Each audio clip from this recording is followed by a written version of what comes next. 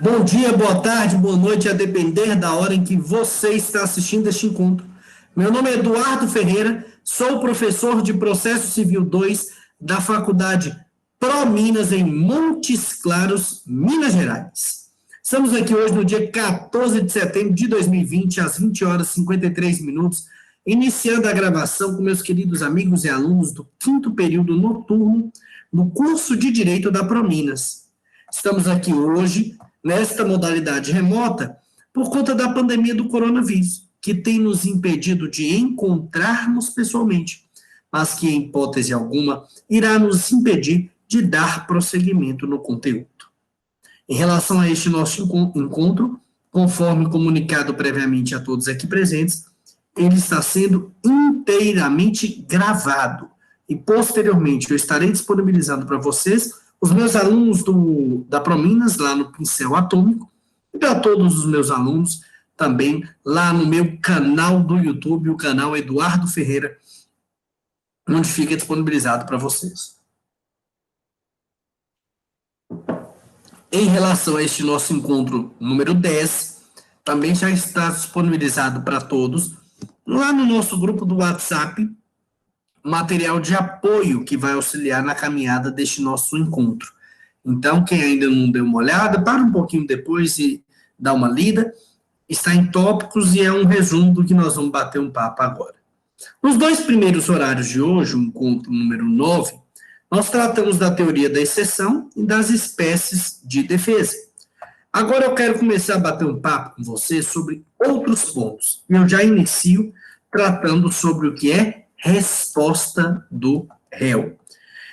Réu, nós já começamos a conversar bastante sobre ele, e agora nós vamos falar um pouco mais sobre as formas do réu responder aqui o processo.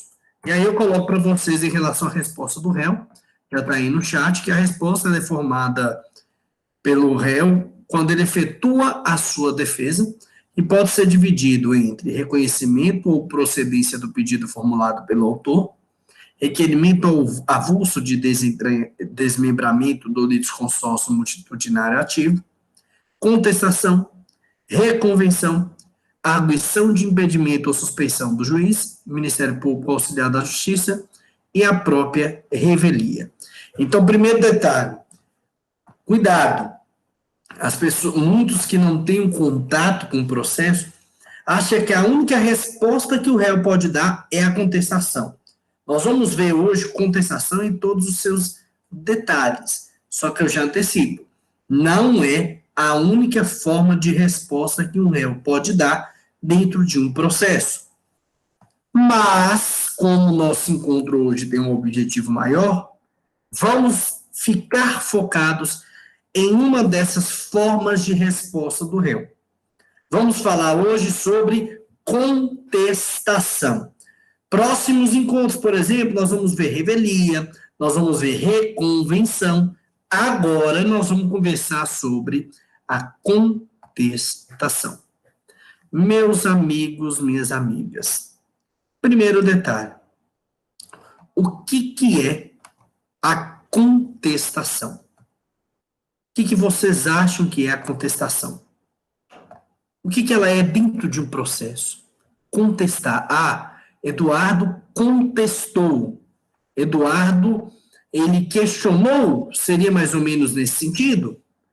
Se formos analisar uma questão mais geral, a contestação, em noção geral, é a forma pelo qual o réu ele exerce o seu direito de defesa. Uma observação, deve ser assinada por quem tem capacidade postulatória. O que é capacidade postulatória? Quem pode demandar. Quem é? Advogados, defensores, procuradores, Ministério Público. Só que tem um detalhe, eu quero que anotem aí uma exceção, só um cuidado, a Lei 9.099 de 95, que é a lei que trata dos juizados especiais, coloco asterisco nela, porque o 8 foi errado. Olha que doideira. Aí, asterisco. Porque lá no juizado especial, até 20 salários mínimos, não precisa de advogado, então, eventualmente, se você faz uma contestação, você não precisa de ser advogado para fazer sua defesa até 20 salários mínimos na área civil.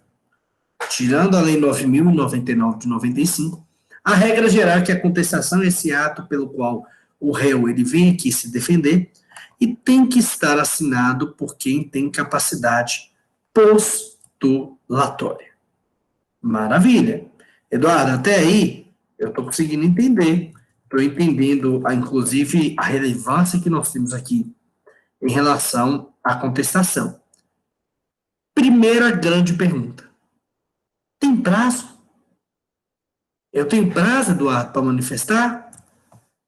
O prazo, em regra, vai ser de 15 dias.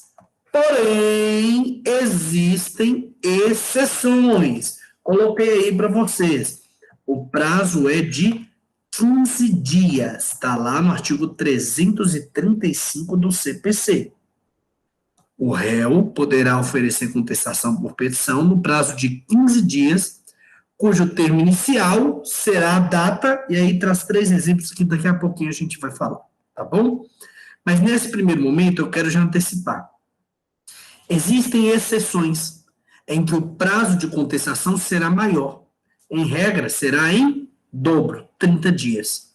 Que casos são esses? Primeiro, Ministério Público, quando é também um réu representado por defensor público, ou quando tiver um litisconsórcio com advogado diferente do outro litisconsorte. Advogado diferente, escritório diferente. O prazo é de 30 dias para a defesa. A Fazenda Pública também tem esse prazo. Esses prazos... Professor, se repete, por favor. Repito, sim. Um detalhe, também já está no chat para vocês, quem gosta de anotar. Quais são as exceções que o prazo seria 30 dias para defender? Ministério Público. Segundo, pode colocar aí também, Fazenda Pública. Terceiro, réu defendido por defensor público. E o quarto, quando tiver um litisconsórcio com advogados diferentes.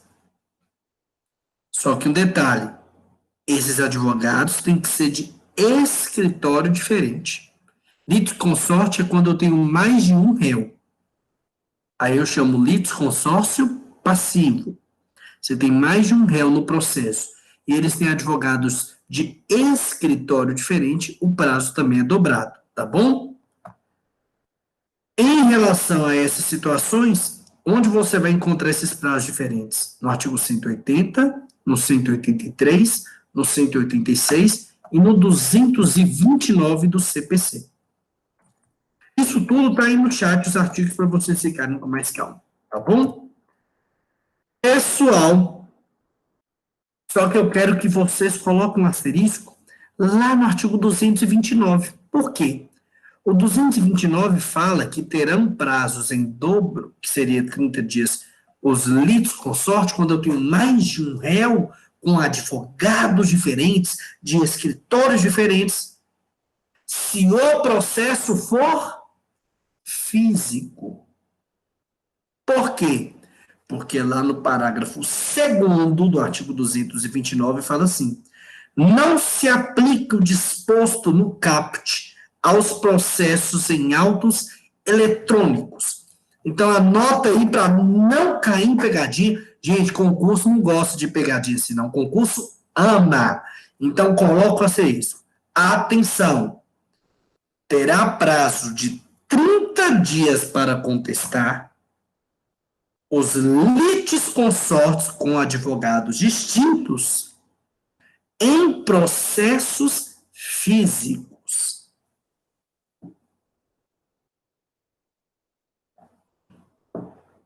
Em processos físicos. Se o processo é eletrônico, o próprio parágrafo 2º do artigo 229 do CPC, ele vem proibir essa contagem diferenciada e aí segue a regra geral dos 15 dias para contestar. Tranquilo? Show de bola. Em relação ao prazo, O próprio artigo 335, ele coloca para a gente quando vai começar a contar o prazo para fazer a contestação. E lá no 335, existe para a gente 3 incisos que vão falar dos casos. Coloquei para vocês o caput e os 2 primeiros incisos, e agora eu vou colocar o terceiro inciso para vocês. Aí já está o artigo 335 do CPC inteiro. Vamos lá analisar essa questão do prazo. O réu pode oferecer contestação por petição no prazo de 15 dias, aí vocês lembram das exceções, que nós acabamos de falar que aí é 30, mas vamos seguir a regra aqui, cujo termo inicial será a data, termo inicial é quando começa a contar. Primeiro caso, da audiência de conciliação ou mediação, ou da última sessão de conciliação, quando qualquer parte não comparecer, ou comparecendo não houver composição. Então, os 15 dias, em regra, começarão a correr, no primeiro caso, após a última audiência de conciliação e mediação, caso não se tenha um acordo. Segunda situação que começa a contar os 15 dias para contestar, segundo inciso, do protocolo do pedido de cancelamento da audiência de conciliação ou de mediação, apresentada pelo réu, quando ocorrer a hipótese do artigo 334, parágrafo 4º, inciso 1º. O que é isso? Quando ambas as partes não querem passar pela audiência de conciliação. Fiquem tranquilos que nós vamos ter uma aula só para tratar da audiência de conciliação e mediação. Mas hoje se tem esse primeiro momento processual em que se vai tentar fazer um acordo antes de começar, em regra, a contagem dos prazos para contestação. O terceiro caso começará a contar prazo para a defesa para apresentação de defesa, quando se analisar o artigo 231, analisando o meio de citação, a forma de citação que se foi feita nos demais casos que não se tem, por exemplo, uma necessidade de audiência de conciliação e mediação. Aí vai seguir o que está lá no 231 do CPC, as questões que envolvem a questão que envolve a forma como aquele réu ou aqueles réus foram citados. Ainda no 335, nós temos o parágrafo 1º que fala o quê? No caso do litisconsórcio passivo, quando tem mais de um réu, ocorrendo a hipótese do artigo 334, parágrafo 6º do CPC, o que fala lá no 334, parágrafo 6º? Que a questão do desinteresse na audiência de conciliação tem que vir de todos, e para cada um dos réus, a data da apresentação vai começar a contar a partir do dia em que ele pediu o cancelamento da audiência, tá bom?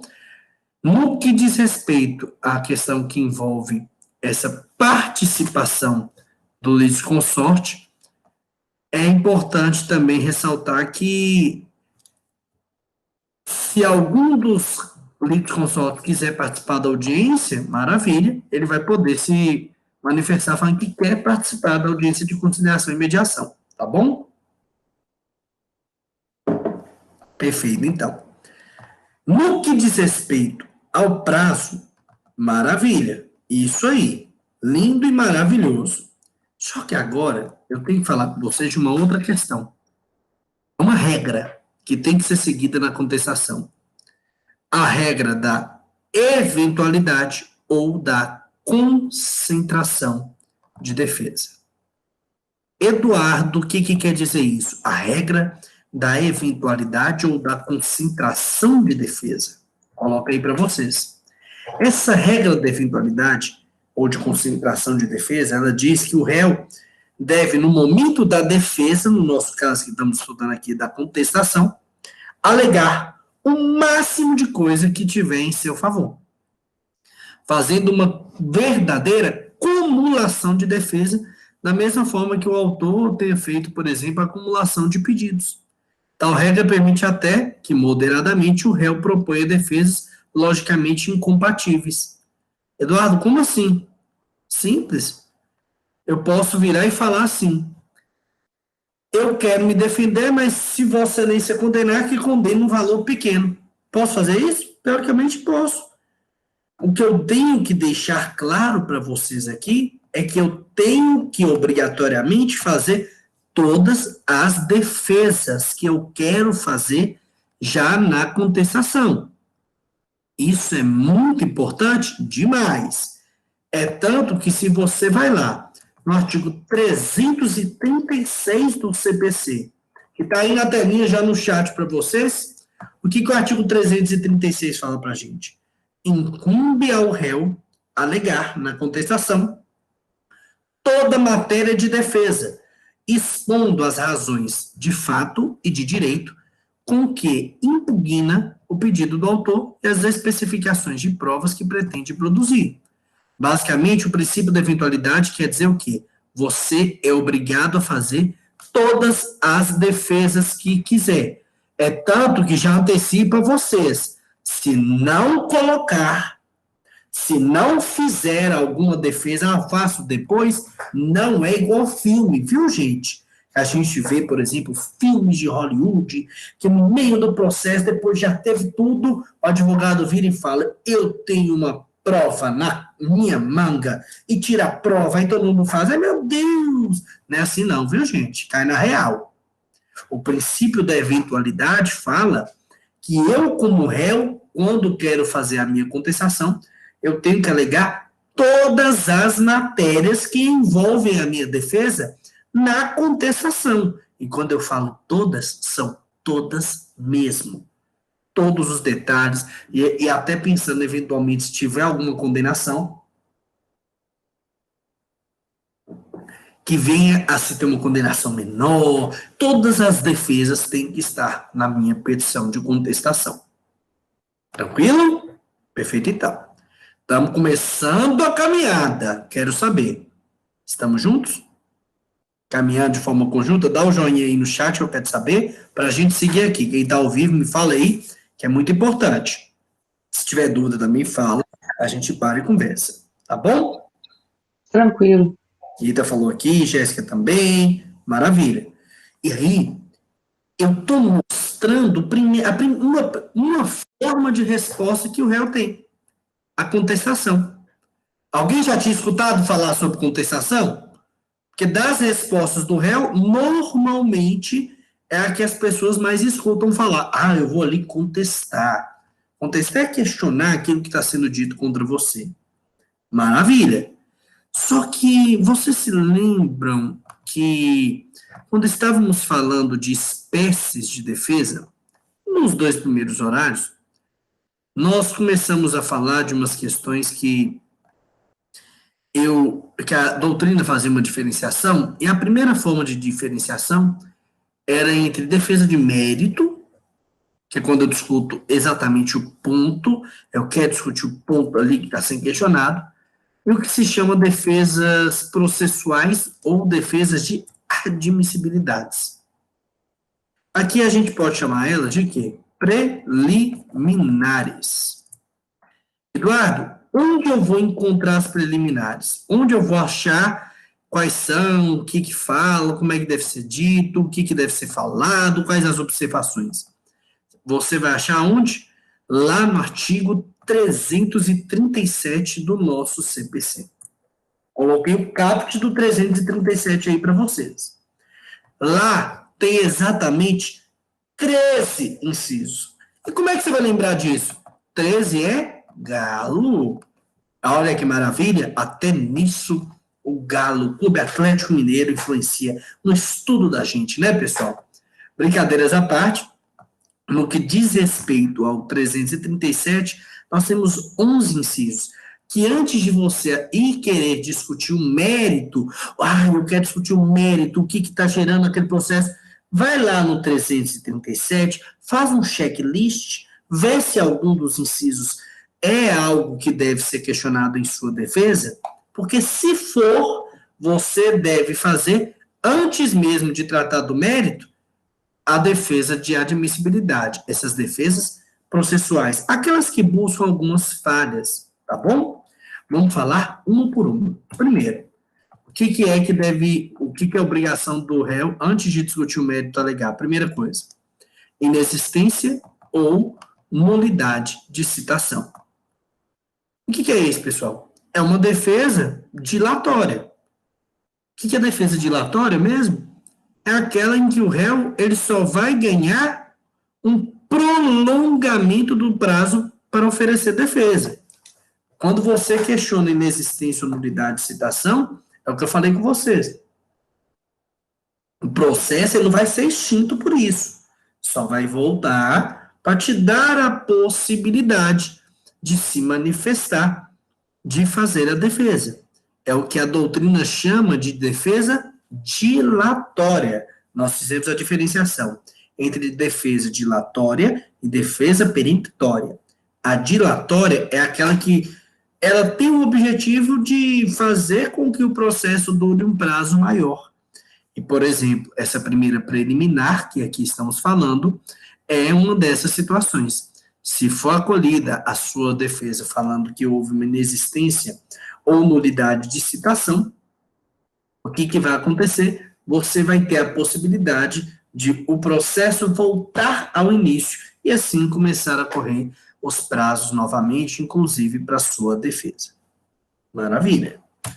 Segunda matéria que eu tenho que alegar na minha defesa, antes mesmo da questão que envolve o mérito daquela ação. Eu vou questionar a incompetência do juízo, seja a incompetência absoluta ou a incompetência relativa. O que é isso, Eduardo? O réu, ele tem a possibilidade de alegar incompetência no foro do domicílio que foi distribuída aquela ação, falando que aquele local ou aquele juízo não tem competência para julgar, para analisar aquele caso.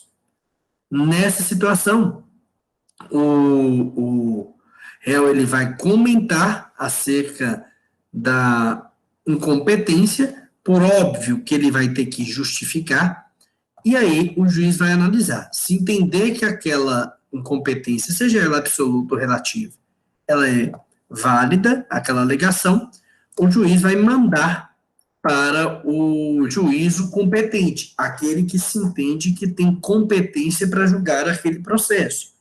Se o juiz, ao analisar aquela defesa que questionou incompetência absoluta ou relativa, ele entende que está errado, não, ele tem sim competência para julgar aquele processo, maravilha, o processo vai seguir, ele que vai decidir. Combinado? Essa é a segunda defesa de admissibilidade que pode ser feita num processo. Eduardo, mas você falou que são 13. Qual que seria, então, a terceira? Incorreção do valor da causa. Lá no artigo 319, nós abordamos a questão que envolve a situação de termos um valor da causa como um dos requisitos, um dos 7 requisitos da petição inicial. Nessa situação, o que deve ser feito? Eu questiono qual o valor da causa, e lógico, se estou questionando, eu vou justificar, vou fundamentar, e se entender necessário, se entender que aquele valor da causa está errado mesmo, o juiz vai mandar que se corrija aquele valor e também que se faça uma análise sobre aquela situação que ali foi colocada. Por quê? Porque aí eu vou possibilitar que, no que diz respeito àquele processo, se corrija esse erro de valor da causa. Eduardo, mas para que eu quero analisar, para que eu quero verificar uma correção de valor da causa? E aí? Qual o motivo que eu tenho para questionar o valor da causa? Simples, pessoal. Primeiro, em relação à questão que envolve o nosso caminhar processual, uma situação simples deve ser analisada. Qual? Primeiro, eu tenho dentro do processo uma questão chamada condenação em honorários sucumbenciais. Quem perde a causa tem que pagar para o advogado de quem ganhou, em regra, quanto, pessoal? De 10 a 20% do valor da causa ou do valor da condenação. Então, quanto maior o valor da causa, maior também, eventualmente, os honorários sucumbenciais que você, como advogado, vai receber. Além disso, também tem a questão que envolve o valor da causa e as custas processuais. Quanto maior o valor da causa, maior os gastos que o autor da ação terá para movimentar o processo. Então, se tem algum erro no valor da causa, tem que ser questionado na sua contestação. Quarta defesa de admissibilidade que deve ser feita se existir é alegar a inépcia da petição inicial. Inépcia da petição inicial, onde você vai achar? Nós já até falamos sobre ela quando estávamos falando do despacho do juiz e quando falamos especificamente das situações de indeferimento da petição inicial. E o que configura uma petição que gera a petição receber esse nome de uma petição inepta? Você vai achar essa resposta onde? No parágrafo 1º do artigo 330 do CPC. Acabei de colocar para vocês no nosso chat o artigo 330, parágrafo 1º, para a gente relembrar o que seriam essas questões que geram a inépcia da petição inicial. Quais são elas? Quando faltar pedido ou causa de pedir. Segundo, quando o pedido for indeterminado, ressalvadas hipóteses legais em que se permita o pedido genérico. Terceira situação que gera inépcia, narração dos fatos não decorrer logicamente à conclusão. Quarta situação, quando contiver pedidos incompatíveis entre si. Se você, como réu, nota que existe ali uma questão, que existe ali a inépcia daquela petição inicial, o pedido ele deve ser, na sua defesa, já feito antes mesmo de tratar do mérito. Combinado? Maravilha, então. Seguindo aqui, só para a gente não confundir, vamos voltar para onde a gente estava, artigo 335, mas agora no seu inciso 5º. Também é elemento para se questionar aqui a litispendência, a perempção. Já coloco o 6º também, a litispendência, a coisa julgada. Mas por que você está colocando esses três juntos? A coisa julgada também. Porque o próprio artigo 335, ele vem fazer algumas análises em seus parágrafos que envolvem diretamente a questão dessas situações aqui levantadas, tá bom? O que é que configura litispendência e coisa julgada? O que configura isso para a lei? Pessoal, configura o que está lá no parágrafo 1º. Verifique-se litispendência ou a coisa julgada quando se reproduz a ação anteriormente ajuizada. Pessoal, isso é muito importante de se falar. Por quê? A litispendência ou coisa julgada é quando se reproduz uma ação que anteriormente foi ajuizada. O parágrafo 2º vem deixar claro, uma ação ela vai ser idêntica quando ela possui as mesmas partes, a mesma causa de pedir e o mesmo pedido. É o que está lá no parágrafo 2º, lá do artigo 337. No que diz respeito à litispendência ainda, o parágrafo 3º fala para a gente que a litispendência quando se repete uma ação que já está em curso. Pessoal, eu tenho uma ação. Eu contra, por exemplo, a Jéssica. Eu vou distribuir a mesma ação. Isso chama-se litispendência. Quando já existe uma ação com as mesmas partes, mesma causa de pedir, mesmo pedido, a ação é idêntica, se eu distribuir novamente a mesma ação, ela não será analisada. Porque existe ali litispendência. É uma das coisas que eu tenho que alegar na minha defesa, antes mesmo de ir para o mérito. Também coloquei junto aí no inciso 7º, que é a coisa julgada. Por quê? que no parágrafo 4º do artigo 337, vem falar o que seria coisa julgada aqui para a gente. E a coisa julgada quando se repete uma ação que já foi decidida por uma decisão transitada em julgado. Então, quando eu estou analisando um processo e eu falo que ali tem coisa julgada, o que quer dizer isso, pessoal? Que já teve uma ação daquele mesmo assunto e gerou o que, pessoal? A situação de ter uma decisão e que transitou em julgado. E aí, em relação a isso, é uma questão simples.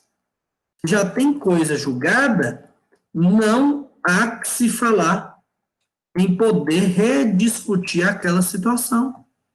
Se existe coisa julgada, tem que ser analisado rapidamente para o processo parar. Simples assim. Por quê? Ah, Eduardo, mas por que isso? Por que se fala dessa situação e por que tem essa preocupação com a coisa julgada? Pessoal, é uma questão simples. Até por segurança, para se manter uma sensação de segurança dentro do processo. Gente, imagina o que diz respeito à questão que envolve um processo, se tem uma decisão, e aí a decisão, ela vem e ao analisar, eu tenho uma causa que foi decidida de uma forma e que depois foi decidida de outra. Ué, que bagunça é essa? De onde que veio isso? Não permite. Se existe coisa julgada, eu tenho sim que manifestar o quanto antes. O inciso 7º está aí para isso. Para você manifestar isso mesmo antes da defesa de mérito. Maravilha. Saindo aí, vamos lá para o inciso 8º, que coloca também que eu tenho que analisar, na minha defesa, colocar a existência de conexão. Vocês lembram o que é conexão? É a diferença de conexão, de continência. A conexão, você vai achar ela onde? Lá no artigo 55 do CPC. Está aí na telinha para vocês. O que configura uma ação que fala que é uma ação conecta? Que existe essa conexão. É quando se reputa duas ou mais ações que têm em comum o pedido ou a causa de pedir. Quando eu tenho um pedido, eu tenho uma causa de pedir idênticas, eu tenho ali, por mais que as partes sejam diferentes, eu tenho uma causa conexa, e se isso existir no meu caso, no meu processo, eu tenho que alegar isso antes mesmo de tratar da discussão de mérito. Maravilha, conexão, então, também é um dos requisitos. Voltando ao 337, inciso 9, também devo alegar preliminarmente, incapacidade de parte, defeito na representação ou falta de autorização. Capacidade das partes, as partes serem capazes, é fundamental para o processo caminhar. Se eu não conseguir comprovar que a parte ela tem a capacidade, o réu ele vai poder questionar isso sim na sua defesa. Tá bom? Seguindo aqui, são 13.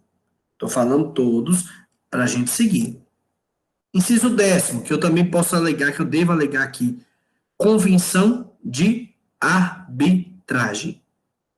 Pessoal, no que diz respeito à convenção de arbitragem, é muito importante se falar sobre isso dentro da sua contestação. Por quê? Porque lá no parágrafo 6º do 337, em relação à convenção de arbitragem, tudo isso, pessoal, está aí no chat para vocês. O artigo 337 do parágrafo 6 fala assim: a ausência da alegação da existência de uma convenção de arbitragem implica a aceitação da jurisdição estatal, e renuncia o juiz arbitral. O que quer dizer isso? Se existe uma convenção de arbitragem, que aquela causa teria que ser discutida na arbitragem, e você não questionar isso na sua defesa, é porque parte de um pressuposto que você aceitou que aquele processo venha a ser analisado efetivamente dentro do poder judiciário, dentro do poder estatal. Então, se existir uma convenção de arbitragem, que aquela situação, que aquele conflito tem que ser julgado, tem que ser decidido por um árbitro, se você não questionar isso já desde o início em sua defesa, vai entender que você aceitou a jurisdição estatal e deixou de lado a sua convenção arbitral. Tá bom? Qual artigo está escrito essa ausência de alegação aí que você falou, professor? Artigo 337, parágrafo 6º. A convenção de arbitragem, ela está no inciso 10º, como uma das questões que eu tenho que, antes mesmo de discutir mérito, já comentar. E lá no parágrafo 6º do próprio artigo 337, comenta que se eu não falar da convenção de arbitragem, eu vou partir de um pressuposto que você aceitou que o processo seu seja analisado aqui. Tá bom? Ok. Maravilha. No 337 tem mais alguns três. O inciso 11 fala que eu tenho que alegar também, como defesa de admissibilidade, a ausência da legitimidade ou de interesse processual. Não é isso? Sim. Se eu entender que ali eu não tenho uma parte legítima, ou que ali eu não tenho uma parte que tenha interesse dentro do processo. Além disso, o inciso 12, questionar, alegar falta de caução. Eduardo, o que é caução? Falta de caução? O que é isso? Ô, professor, essa 11 que você falou aí, a ausência de legitimidades e interesses processuais, não seria essa generalidade? Essa eu não tenho aqui, não. Qual que é? Porque da alegação de convenção de arbitragem, aí vem a generalidade. Ah, você está falando no arquivo, né? Sim, No arquivo que eu coloquei para vocês? sim. Ah, não. Então, se tiver generalidades e não tiver esse outro, pode cortar e acrescentar esse, que é um inciso que está lá na nossa Constituição. Ou Constituição. No nosso Aí eu coloco a ausência? Aí você coloca que, além da alegação da convenção de arbitragem, porque lá na questão que envolve generalidades, ela está direcionada à questão da arbitragem. No nosso arquivo, se você notar, ele tem lá o item 4.8. Essa generalidade é o 4.4.8.1. Ela está relacionada às alegações de convenção de arbitragem. Mas se você descer 2 pontozinhos, no 4.4.9, tá aí, ausência de legitimidade ou de interesse processual. O seu tá assim? Ok. Tá. Né? Maravilha. Aí, esse outro inciso fala pra gente de quê? Que eu tenho que alegar ausência de legitimidade. No outro, no 12, falta de caução. O réu pode alegar que falta certo pagamento por parte do autor, que impossibilita o andamento do processo. Se tiver necessidade, por exemplo, está faltando ele efetuar um pagamento de uma determinada situação para o processo caminhar. Eu tenho que alegar naquele momento.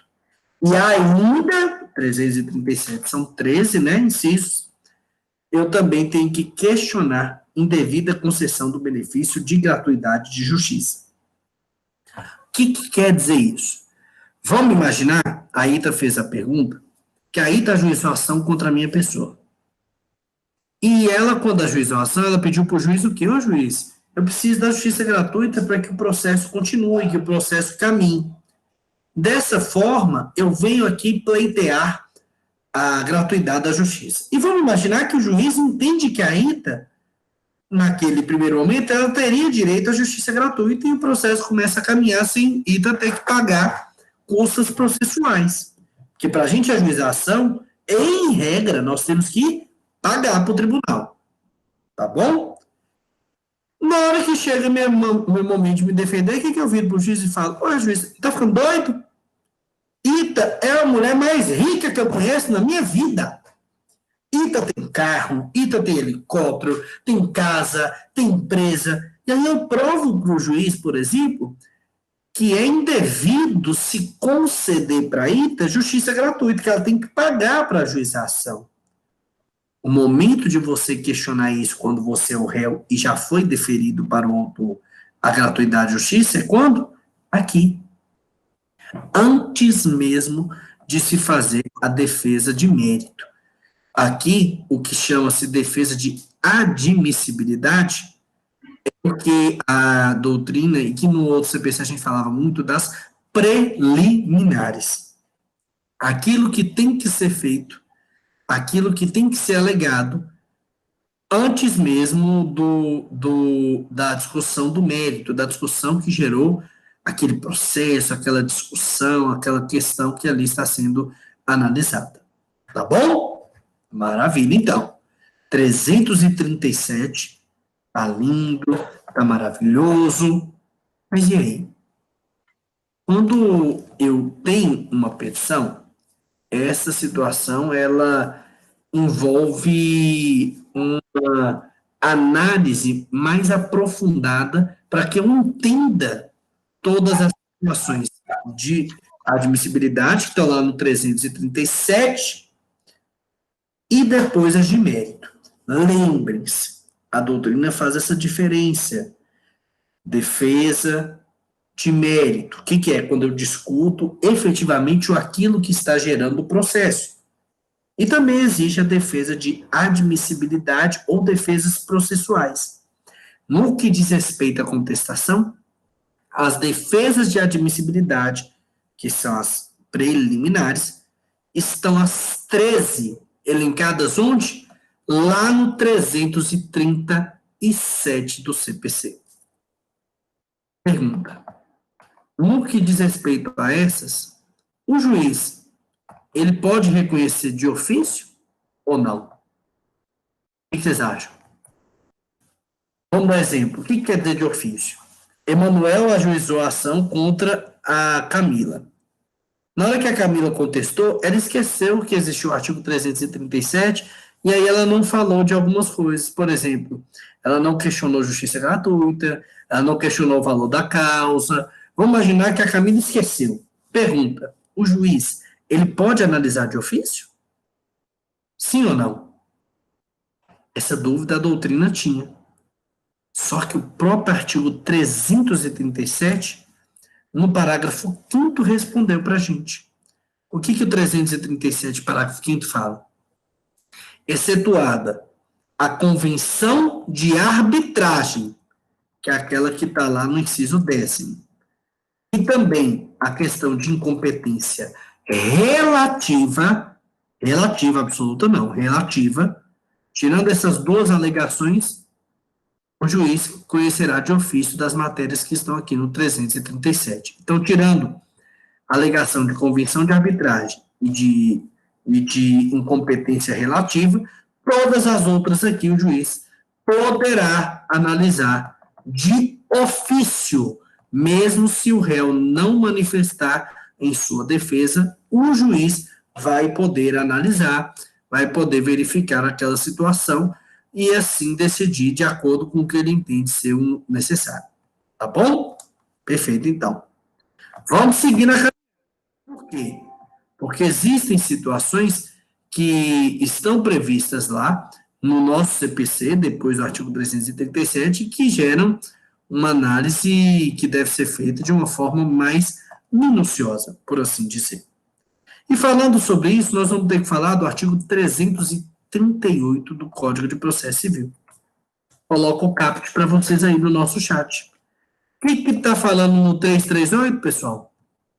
Está falando para a gente assim, alegando o réu na contestação ser parte ilegítima, ou seja, não sou eu que deve estar aqui no polo passivo, ou ele entendendo que não é o responsável pelo prejuízo que está sendo ali questionado, o juiz vai facultar ao autor, em 15 dias, realizar a alteração da petição inicial para substituir o réu. Olha que interessante. Lá, uma das defesas de admissibilidade, nós falamos que uma delas lá do inciso 11 é sobre ausência de legitimidade, a parte não ser parte legítima. Olha que interessante, o artigo 338 fala o quê? Que se isso for alegado pelo réu, o réu vira e fala, eu não sou legítimo para estar aqui, o juiz ele vai dar a possibilidade para o autor, em 15 dias, e aqui falar assim, realmente eu errei. Então, por isso, eu entendo que deve se alterar, e o réu, na verdade, é João, e não é José. Por exemplo, se for realizada a substituição, o parágrafo único do 338 fala para a gente, o autor vai ter que reembolsar as despesas e pagar os honorários do procurador daquele réu que foi excluído, sendo fixado entre 3% e 5% do valor da causa, ou se o valor for irrisório, com base no artigo 85, parágrafo 8º, que fala das questões que envolvem a questão da fixação por equidade. Então, se você, como autor, depois que o réu se manifestou, entender que realmente ele deveria substituir o réu, você ainda vai ter que pagar os honorários do advogado dele. Por quê? Porque você errou, e aí tem que pagar, simples assim. Tá bom? No que diz respeito à questão que envolve a caminhada aqui do processo, um outro ponto, ele tem que ser levantado na nossa jornada. E ele está onde? No artigo 339 do CPC. Está aí na tela para vocês também. O que o 339 no caput ele fala? Quando alegar sua ilegitimidade, incumbe ao réu indicar o sujeito passivo da relação jurídica sempre que tiver conhecimento, sob pena de arcar com as despesas de indenização e as despesas processuais que decorrerem da falta de indicação. O que quer dizer isso?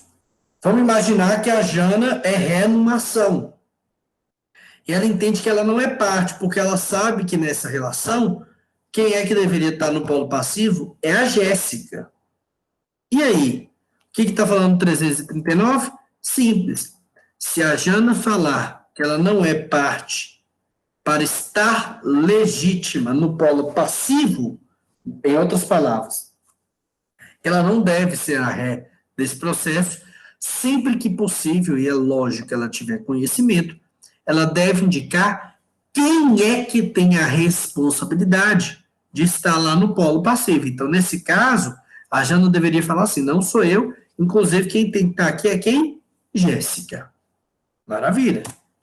Parágrafo primeiro fala, se o autor entender e aceitar que aquela indicação que foi feita pelo réu está correta, dentro de 15 dias, ele vai pedir para alterar a petição, tem que pagar os honorários em respeito ao que está no artigo 338 daquele processo.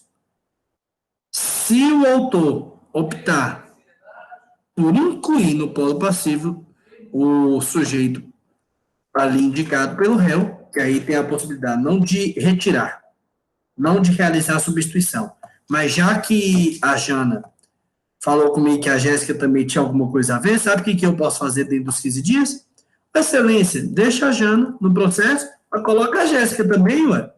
Se ela está alegando que ela é responsável, vamos aqui caminhar, vamos aqui discutir, vamos aqui analisar esse caso. Então, quando eu comunico que não tenho legitimidade passiva, sempre que possível, tenho que indicar quem é que tem. E o autor vai analisar ou se ele vai substituir as partes, ou se ele vai só acrescentar. Conseguiu me entender? Jéssica queria perguntar. Professor, deixa eu te... A gente pode excluir.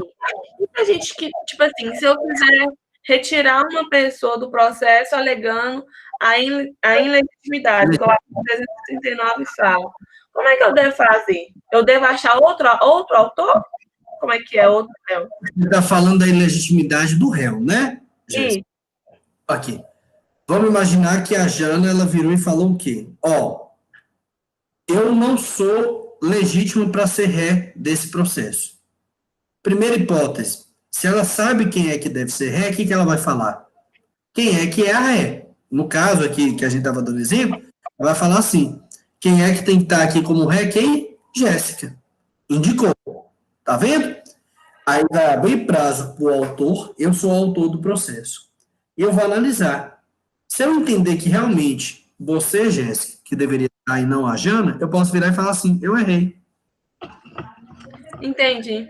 Eu faço uma petição falando o quê? Eu quero que retire Jana do processo e coloque Jéssica. Sim. Só que também pode ser que eu não vou na de Jana, não. Eu viro e falo, ó, calma aí, opa, muito obrigado, viu, Jana, por ter indicado Jéssica. Excelência, eu quero que Jéssica venha participar do processo. Mas, além disso, eu não quero que tire a Jana. É o que está no parágrafo 2º. Agora, Jana e Jéssica. Entendi. Tem uma pergunta. Jana não souber quem é que deve ser o réu. E aí? Aí é simples. Que ela tem legitimidade, falar assim, eu não devo ser ré. Se o juiz acolher e não souber indicar quem é, o que vai acontecer, Jéssica? O processo vai ser extinto, sem resolução de mérito, porque não tem uma das condições de ação, as partes legítimas. Consegui entender?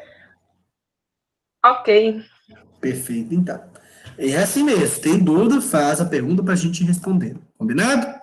Vamos seguir, então, na nossa jornada. Uma das alegações nós vimos lá, que é a questão que envolve a incompetência. Se alegar incompetência, falando que o juiz não tem competência para julgar, o artigo 340, ele coloca uma observação. Havendo alegação de incompetência relativa ou absoluta, a contestação poderá ser protocolada no foro do domicílio do réu, fato que será imediatamente comunicado ao juízo da causa, preferencialmente por meio eletrônico. Essa contestação, vamos dar exemplo. O Emanuel, ele distribuiu a ação em Montes Claros. A Camila é a ré, e ela alega que essa ação deveria ser feita em Janaúba. Ela, teoricamente, em respeito ao artigo 340, pode fazer o protocolo da defesa dela em Janaúba, porque é mais fácil para ela. O parágrafo 1º do artigo 340 fala o quê? Essa contestação vai ser submetida à livre distribuição e o réu que foi citado por carta precatória, vai juntar nos autos essa carta, seguindo a sua imediata remessa para o juízo da causa, se tiver sido feita por carta precatória a citação. Se for reconhecida a competência do foro que o réu indicou, exemplo, Camila falou que era em Janaúba. Se o juiz entender que era em Janaúba, reconhecida a competência do foro indicado pelo réu, o juízo para o qual for distribuída a contestação ou a carta precatória será considerado prevento. Ou seja, onde que a Jana fez a defesa, lá em Janaúba, por exemplo, se foi por carta precatória, aquele juiz que analisou a carta precatória, ele vai ser prevento lá em Janaúba para julgar o caso.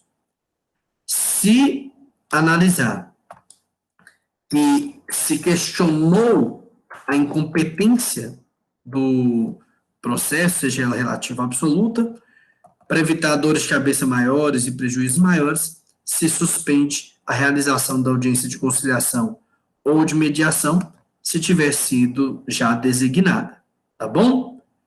No que diz respeito a isso, vou analisar o caso, o parágrafo 4º está aí para falar isso para vocês, tudo a gente está colocando no chat aí, que definida de quem é a competência, se é Montes Claros, ou seja, Janaúba, é a primeira coisa que tem que ser feita, o juiz vai determinar a nova data da audiência de conciliação ou mediação.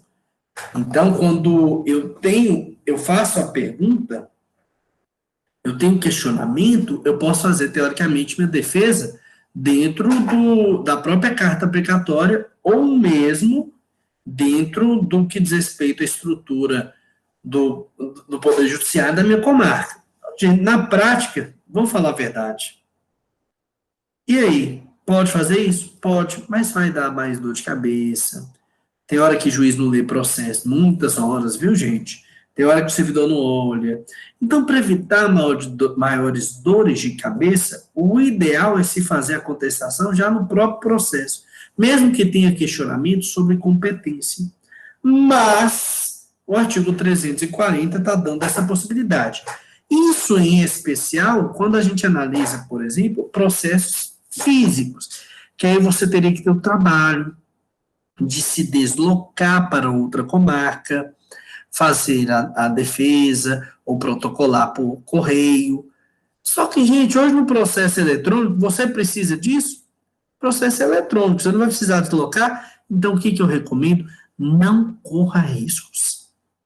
Evite grandes riscos. Resolva já aquela situação, já protocolando no processo que está feita a petição inicial contra você. Mas, e aí nós não podemos deixar de falar, o artigo 340 deu essa possibilidade. Certinho? Maravilha. No que diz respeito à nossa caminhada na contestação, agora nós vamos falar de uma situação interessante. O réu, ele é obrigado a fazer a impugnação de todas as questões levantadas. O artigo 341, que está no chat aí para vocês, o caput, fala isso. Incumbe ao réu manifestar-se precisamente sobre as alegações de fato constantes na petição inicial, presumindo-se verdadeiras as não impugnadas.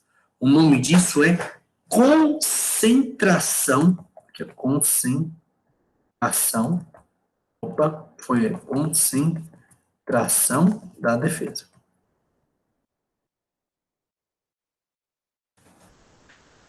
Todas as questões, além daquelas de admissibilidade do 337, o 341 fala assim: eu tenho que falar de tudo que eu quero me defender e de tudo que foi dito pelo autor.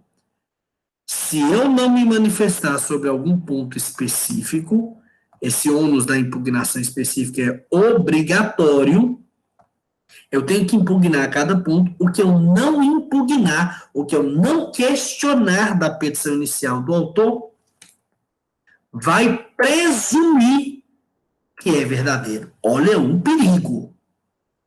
Então, esse ônus da impugnação da defesa, de ter que impugnar cada um dos pontos que foi colocado pelo autor, se eu não tiver essa cautela, o risco é de ser presumido verdadeiro aquele ponto em que foi feito a solicitação pelo autor e que eu não me manifestei. Só que dentro do artigo 341, ele mesmo coloca para a gente hipóteses em que a lei vai possibilitar exceção, em que mesmo que eu não tenha impugnado, não vai se presumir verdadeiro. 3 incisos que já estão na tela aí para vocês. Quais são? Inciso 1º, quando não for admissível a seu respeito a confissão. 2º inciso, quando a petição inicial não tiver acompanhada de instrumentos que a lei considerar da substância do ato. 3ª situação, quando estiver em contradição com a defesa considerada em seu conjunto.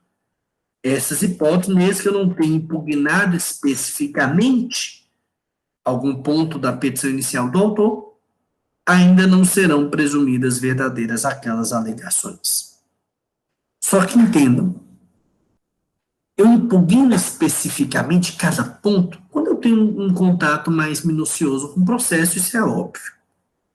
Só que eu acho interessante porque o artigo 341, no seu parágrafo único, veio deixar umas exceções. Exceções que não são obrigadas a impugnar especificamente os fatos. Quem são essas? Defensoria Pública, advogado dativo, aquele que é nomeado para fazer a atuação de um defensor público, e curador especial, aquele que vem aqui o advogado advogar em processo que teve citação por hora certa, citação por edital, por exemplo.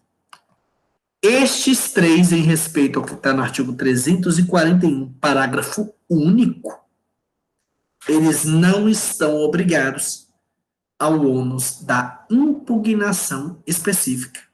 A defesa deles é genérica, pessoal. Sabe como é que é a defesa? Contesto. Porque muitas vezes ele não tem contato com as partes.